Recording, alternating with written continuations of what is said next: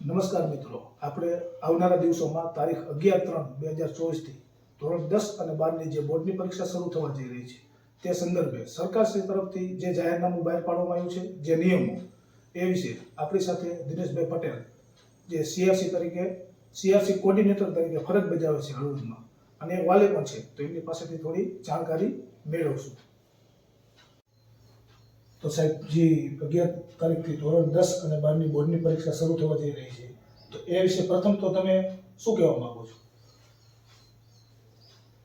પહેલા તો જે બોર્ડ દ્વારા એક જાહેરનામું જે પ્રસિદ્ધ કરવામાં આવેલું છે એને ખરેખર વિદ્યાર્થી, વાલી અને સમગ્ર જનતાએ એને સમજવું જોઈએ અને એની બહોળી પ્રસિદ્ધિ કરવી જોઈએ. જો એની પ્રસિદ્ધિ કરવામાં આવશે તો જ વિદ્યાર્થીઓ અને વાલીઓ જાગૃત થશે અને જે બોર્ડની પરીક્ષાની અંદર જે ગેરરીતિઓ થતી હોય છે એ અટકાવી શકાશે અને નક્કર એકદમ સાચી રીતે આપણે પરીક્ષા લઈ શકીશું. સાહેબ, તમે જે આ કીધું કે વિદ્યાર્થી અને વાલીએ ગેરરીતિ કરવી જોઈએ નહીં, તો એ વિશે કેવી ગેરરીતિ અને વિદ્યાર્થીઓએ અને વાલીએ શું વસ્તુનું ધ્યાન રાખવી એ વિશે જરાક જણાવો.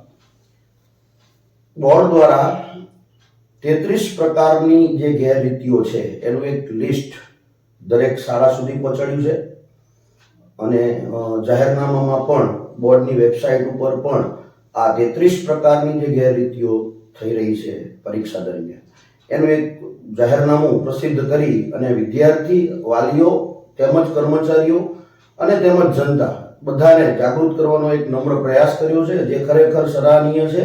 અને આ વખતે જે બોર્ડના જે મેમ્બરો છે અને બોર્ડ દ્વારા જે પરીક્ષાનું આયોજન થઈ રહ્યું છે ખરેખર ખૂબ જ પ્રશંસનીય રીતે અને ખૂબ જ સારી રીતે આયોજન થવાનું છે. સાહેબ, ખાલી વાલી અને વિદ્યાર્થી એના પૂરતું તો ખાલી જાહેરનામું નહીં હોય. માનો કે સ્થળ સંચાલક છે, પછી પરીક્ષા સ્થળ ઉપર જે અન્ય સ્ટાફ હોય એના માટે પણ કોઈને કોઈ નિયમો હશે. વિદ્યાર્થીઓના નિયમો તો રિસીપ્ટની પાછળ લખેલા હશે કે વિદ્યાર્થીએ શું કરવું, શું ન કરવું. બરાબર છે. પણ જે સ્ટાફ છે સ્કૂલમાં, સંચાલકો છે, એ સિવાય કોઈ બીજા સ્ટાફ હોય, અન્ય સ્ટાફ હોય, એ લોકોએ શું ધ્યાન રાખવાનું એ જરાક જણાવો.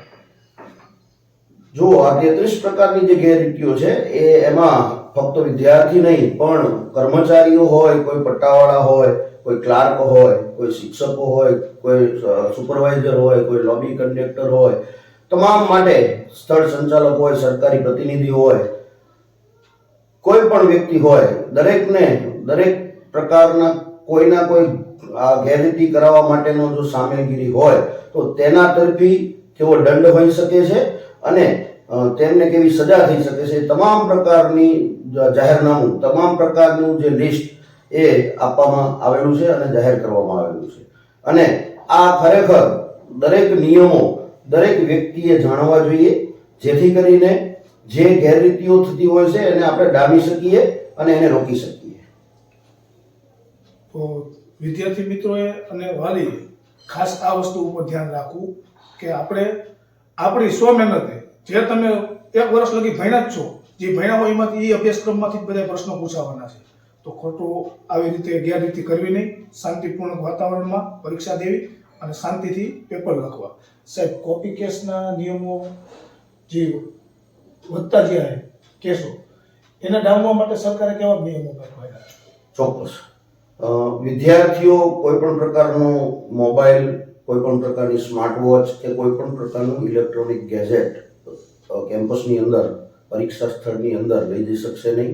તેમજ કોઈ કાગળરૂપી કોપી અથવા તો કોઈ અન્ય રીતે લખાણ, અન્ય સાહિત્ય જે પરીક્ષાને લગતું છે એ અંદર સ્થળની અંદર, પરીક્ષા ખંડની અંદર લઈ જઈ શકશે નહીં. અને બહારથી જ કર્મચારીઓ દ્વારા તેમની તપાસ કરવામાં આવશે અને જો હશે તો ત્યાં જ તેમને રોકવામાં આવશે. અને જો ગેરરીતિમાં વિદ્યાર્થી પકડાય છે તો એનું રિઝલ્ટ રોકવાની અને વિદ્યાર્થીને 3 વર્ષ પરીક્ષા ન દેવા દેવી અથવા તો કેટલા સમય દરમિયાન પરીક્ષા ન આપી શકે ભવિષ્યમાં, એવું તમામ પ્રકારની સજાનું લિસ્ટ એ બોર્ડ દ્વારા જાહેર કરવામાં આવ્યું છે અને એ આપણને બધાને બોર્ડની વેબસાઇટ ઉપરથી મળશે.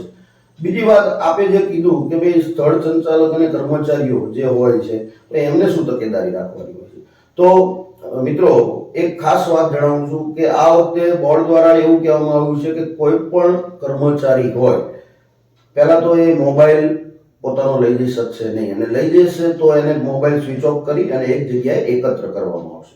ફક્ત અને ફક્ત સરકારી પ્રતિનિધિ જે પેપર લઈને આવતા હોય છે એમનો મોબાઈલ એક ચાલુ રહેશે, અને સ્થળ સંચાલકનો મોબાઈલ જો જરૂરિયાત હશે તો જ એનો ઉપયોગ કરવામાં આવશે. બાકીના અન્ય કોઈ પણ કર્મચારી મોબાઈલનો ઉપયોગ કરી શકશે નહીં. રહી વાત આપણે પટ્ટાવાળાની વાત કરી કે પટ્ટાવાળા પણ ઘણી વખત એવું કરતા હોય છે કે વિદ્યાર્થીઓને પાણી આપવાના બહાને કોપી કે કોઈ સાહિત્ય પહોંચાડતા હોય છે, તો એમના ઉપર પણ આ વખતે બોર્ડની નજર રહી છે. એટલે આવા મિત્રોને જે પટ્ટાવાળા કે કોઈ અન્ય ફરજમાં જોડાયેલા જે વ્યક્તિઓ કર્મચારીઓ છે બોર્ડની પરીક્ષા સાથે, તેઓ પણ ખાસ તકેદારી રાખે કે આ વખતે વિદ્યાર્થીઓને કોઈ પણ પ્રકારની ગેરરીતિમાં મદદ કરવાની થતી નથી. વિદ્યાર્થીઓ પોતાની જાત મહેનતથી સાચા વિદ્યાર્થીઓને ન્યાય મળે એ જ રીતે પરીક્ષાનું ખરેખર આયોજન થવું જોઈએ, અને દરેક વાલીએ આ બાબતથી જાગૃત થવું જોઈએ, દરેક વિદ્યાર્થીએ જાગૃત થવું જોઈએ, દરેક જનતાએ જાગૃત થવું જોઈએ કે કોપી એ ખરેખર ખોટી વસ્તુ છે, ગેરરીતિ છે. એને ક્યારે પણ એને પોષણ આપી શકાય નહીં, અને એને હંમેશા ડામવા માટે જ પ્રયત્ન કરવા જોઈએ. સાહેબ, કોઈ બી શાળા જ્યાં કેન્દ્ર ફાળવેલું છે ધોરણ 10-12 પરીક્ષા લક્ષી, તો એની આજુબાજુના એરિયામાં કઈ કઈ દુકાનો ચાલુ રાખવી, કઈ કઈ દુકાનો બંધ રાખવી, કેટલા એરિયામાં ચાલુ રાખવી, એ વિશે થોડી માહિતી આપો. આમ તો પરીક્ષા સ્થળને આજુબાજુના 100 મીટર એરિયાની અંદર ખાસ તો જે ઝેરોક્સની દુકાનો છે એ તો સદંતર બંધ જ રાખવાની છે એવી સૂચન બોર્ડ દ્વારા થઈ આવેલ છે. અને જો અન્ય વ્યક્તિઓ કોઈ બોર્ડની પરીક્ષાના 100 મીટરના આજુબાજુના એરિયામાં ભેગા થઈ અને વાતચીત કરશે તો પણ એ એક પ્રકારનો ગુનો ગણાશે. એટલે લાઉડસ્પીકર કે મોટા અવાજે પરીક્ષા ડિસ્ટર્બ થાય એવું કોઈ મ્યુઝિક બેન્ડ કે એવું પણ વગાડવાની મનાઈ છે. એટલે પરીક્ષા સ્થળની આજુબાજુના વિસ્તારમાં સંપૂર્ણ શાંતિ રહેવી જોઈએ, અને 4 થી 3 થી વધુ વ્યક્તિઓ ત્યાં અવર જવરમાં પણ દેખાવા ન જોઈએ. કેમ્પસની અંદર તો કોઈ જે માન્ય અધિકૃત વ્યક્તિઓ છે એના સિવાયનો કોઈ અનઅધિકૃત વ્યક્તિ કેમ્પસની અંદર તો રહી જ શકશે નહીં, પણ કેમ્પસની આજુબાજુના 100 મીટર એરિયાની અંદર પણ વધુ કામ વગરના વ્યક્તિઓ જોવા મળશે તો એ પણ ખરેખર ગુનામાં સામેલ છે એવું સાબિત થશે, તો એમને પણ સજા થઈ શકે એવી જોગવાઈ પણ બોર્ડ દ્વારા રાખવામાં આવેલ છે. તો જાહેર જનતાએ આ વસ્તુ ઉપર ખાસ ધ્યાન દેવું કે ધોરણ 10 અને 12ની પરીક્ષાનો જે સમય છે સવારે 10:30 થી ચાલુ થાય છે, તો એ સમય દરમિયાન 3 કલાકનું જે આ પેપર હોય છે બોર્ડનું, એ સમય દરમિયાન કોઈ પરીક્ષાર્થીને કોઈ ડિસ્ટર્બ ન થાય, કે સ્કૂલની આજુબાજુ ખોટું ધ્વનિ પ્રદૂષણ આપણે ન કરવું જોઈએ. એ આપણી ફરજમાં આવે છે, આપણે લોકોએ બધું ધ્યાન રાખવું જોઈએ. સાહેબ, તો સાહેબ, જે છોકરાઓ 10 અને 12ની પરીક્ષા આપવા જઈ રહ્યા છે એમને છેલ્લી ઘડીની તૈયારીઓ કઈ રીતે કરવી, કે કઈ કઈ તૈયારીઓ કરવી, અને બીજું તમારા તરફથી થોડું બાળકોને માર્ગદર્શન આપો સાહેબ. ચોક્કસ.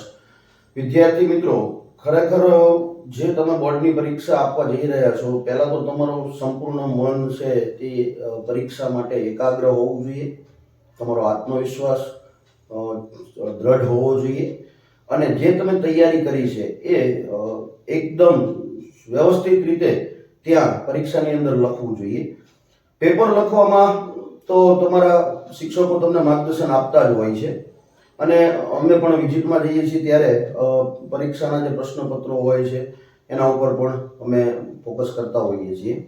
તો વિદ્યાર્થીઓએ દરેક વિભાગ નવા પાને લખવો જોઈએ. દરેક વિદ્યાર્થીઓએ જે પેપર લખવાનું છે એ ખરેખર સ્વચ્છ, સુવાચ્ય અને સુઘડ અક્ષરે પેપર લખાય એ કાળજી રાખવી જોઈએ, અને તમામ પેપરની અંદર પોતાનો સમય છેલ્લે ખૂટે નહીં એ માટે યોગ્ય ઝડપ પણ તમારે રાખવી જોઈએ. વિદ્યાર્થીઓએ જે તૈયારીની વાત તમે જે કરી એમાં હું એટલું જ કહેવા માંગીશ કે સમગ્ર વર્ષ દરમિયાન વિદ્યાર્થીઓ વર્ગની અંદર સારું એવું શિક્ષણ મેળવ્યું જ હોય છે, અને વિદ્યાર્થીઓમાં જુદા જુદા પ્રકારના વિદ્યાર્થીઓ હોય છે. ઘણા અતિ તેજસ્વી વિદ્યાર્થીઓ હોય છે, મધ્યમ પ્રકારના હોય છે, નબળા હોય છે. તો આ દરેક પ્રકારના વિદ્યાર્થીઓ આપણને જોવા મળતા હોય છે. તો દરેક વિદ્યાર્થી પોતાની કેપેસિટી પ્રમાણે પોતાનું રિઝલ્ટ લાવી શકે એ માટે એને વર્ષ દરમિયાન જે તૈયારી કરેલી છે, હવે જે એને છે અંતની અંદર જે રિવિઝન કરવાનું છે, જે પરીક્ષાની અંદર ઘણા વિદ્યાર્થીઓ શું કરે છે કે જે આ બધું ભેગું કરે છે એટલે ત્યારે એ ગૂંચવણમાં પડી જાય છે.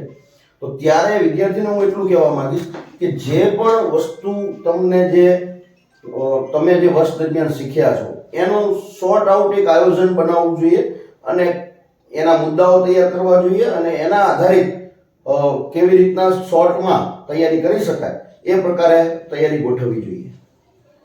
તો ખૂબ ખૂબ ધન્યવાદ દિનેશભાઈ પટેલ, CRC કોર્ડિનેટર હળવદ, જેમને આપણને ધોરણ 10 અને 12ની પરીક્ષાની અનુલક્ષીને જે આપણને બહુ સરસ મજાની માહિતી આપી એ બદલ ખૂબ ખૂબ ધન્યવાદ સાહેબ તમારો.